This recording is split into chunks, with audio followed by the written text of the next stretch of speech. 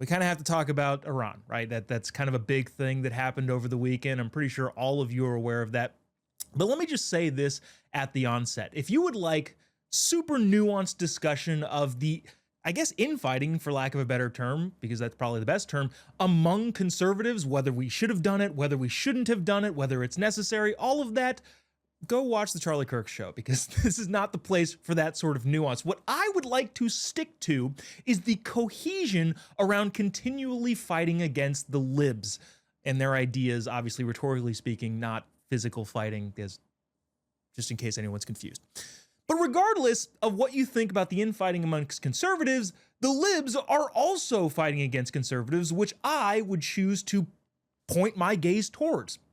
Nancy Pelosi's former Speaker of the House, also probable witch, tweeted this after President Trump decided to bomb Iran. Tonight, the president ignored the Constitution by unilaterally engaging our military without congressional authorization. Now, technically speaking, she is right. But also J.D. Vance pointed out, okay, well, if Congress needs to declare war, which I'm a fan of, they should do it. They've only done it 5 times throughout the course of American history. The War of 1812, the Spanish-American War, the Mexican-American War, and both World Wars. In other words, so much military involvement throughout the course of the United States, especially since 1942, which was the last time the United States officially declared war through Congress, has been this same thing that Nancy Pelosi is talking about. In other words, Barack Obama in Libya in 2011, Barack Obama bombing ISIS from 2014 to 2017, an estimated 7 to 30 times in which he used similar-ish type action. Where was Nancy Pelosi's outrage there? What I'm saying is ultimately the libs are trying to make this well, he didn't go without congressional approval. And I like the idea of congressional approval.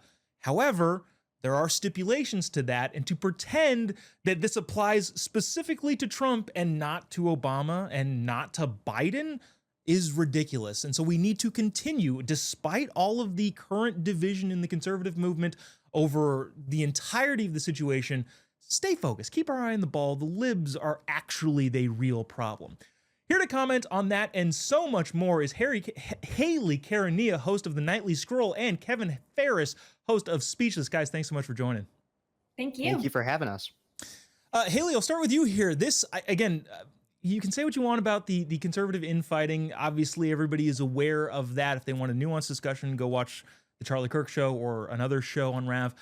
But your thoughts on how the libs specifically are taking this? They're all up in arms now. Oh no, the president, in their opinion, didn't follow the Constitution when, of course, their people have done it time and time and time again.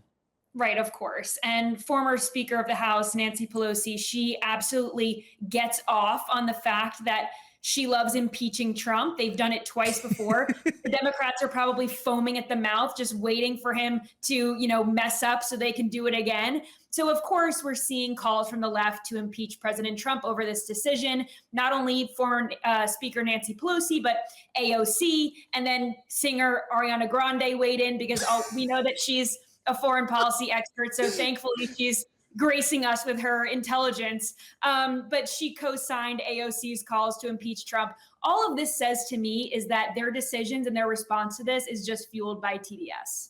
Yeah, I honestly was shocked when President Trump walked down the hallway with J.D. Vance, Hegseth, and Rubio. I thought Ariana Grande would be there with him, but apparently she's on the other side of things.